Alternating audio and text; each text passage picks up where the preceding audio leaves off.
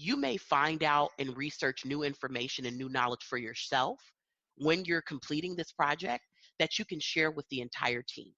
You guys typically, in most cases with a collaboration team, there's probably weekly meetings, strategy sessions where you're just brainstorming, things of that nature. And so becoming that mentor and that subject matter expert when it comes down to the particular task that you're working on within a project can really give you that credibility that you're looking for. And even if people know that you're great at what you do, bringing that new knowledge, bringing that shared information, and bringing all those new tips and tools to the team can also foster other great and creative ideas with other team members as well. So always come in with a mentorship mentality, with a mentor mentee mentality. That's what I'm going to say today, because you want to be someone that's being influential as you continue to grow as a leader, as you continue to grow as an entrepreneur, as you continue to grow as a brand, and of course, with your brand identity. You want to be that subject matter expert. So you always want to have that mentor mind state, the way you walk, talk, look, dress, and how you present yourself. It's definitely someone that's looking up to you and wants to learn from you. In reverse, you also want to also continue to keep that mentee mentality as well, because there's always people that you've looked up to who can give you new knowledge, new industry knowledge, new life knowledge in general to be the best person that you can be. And I think there's nothing more rewarding than to always have that mindset of being a mentee as well as a mentor, because essentially you don't ever want to stop learning. So when I read that, that definitely made me happy. And it was very impactful to see this on this list as well. And so the next one, which is going to be number 7 on the list, and I'm just scrolling down, guys. This is just a no-brainer. We talk about this all the time, guys. We talk about it, we communicate it. A lot of the times we scream it. And that's if I'm being transparent. Facilitate communication. So earlier I talked about that person that sometimes come into collaboration and they're just a doer and they don't necessarily communicate either until the last minute, or they don't ask the right questions. So it's very important. Like I said, we can scream this all day in any part of our lives. Facilitating communication in any collaboration scenario is the secret to success. That's it. While it sounds so basic and it sounds like so common, yeah, we know this, you'd be surprised at how many people don't follow this.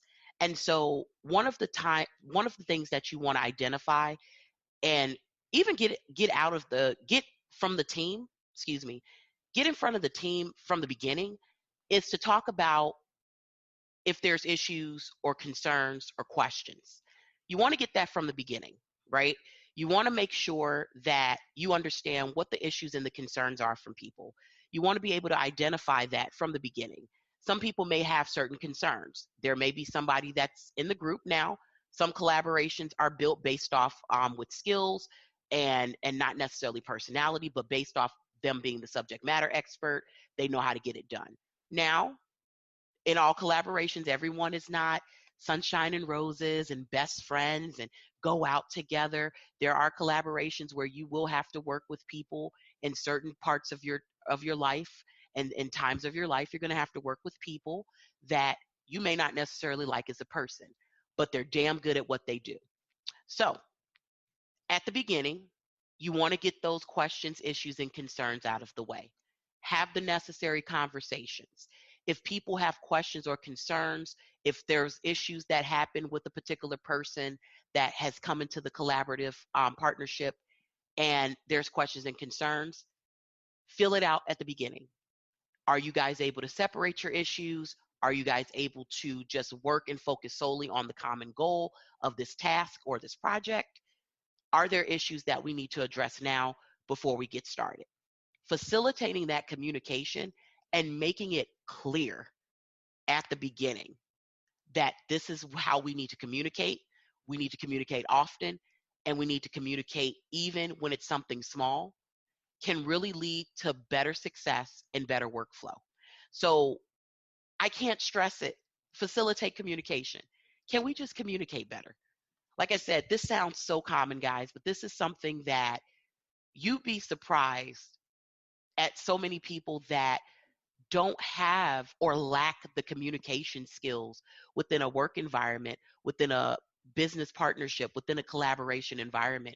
You would be very surprised. Even though keyword, buzzword, collaboration, you would be surprised at how many people have not fostered or elevated that skill as of yet. But that's why you have the co-working culture. We're here to help you elevate, especially here in season number 2. So facilitating that communication from the beginning, especially when you have different types of skills and you have different types of personalities that comes with those skills, is very crucial. So that could be, again, just getting everybody in a quick strategy session, group session at the beginning, fostering out any concerns, issues, or problems that may arise, and letting everybody know what's the most strategic and professional way to communicate those issues if they happen to occur.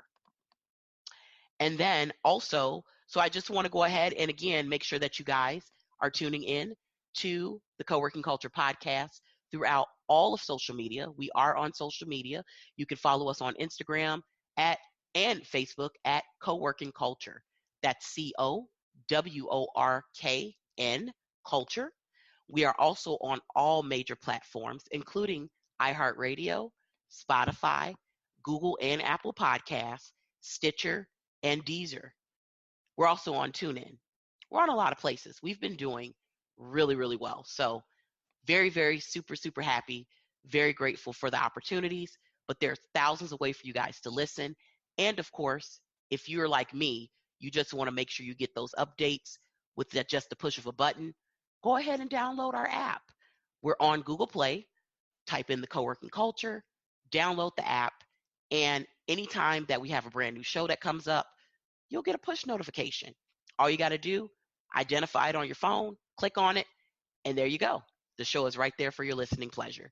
Again, our website is www.thecoworkingculture.com. That's www.thecoworkingculture.com. So again, we're talking about the 8 collaboration habits of the world's most effective managers. And this has been a great topic. We've already talked about 3 of the 4 that I'm really, that I put down and I jot down that I really got excited about and really got captured in. So I'm going to get to my 4th one. But before I do, again, the website for you guys to look at, because I also want you to do some homework.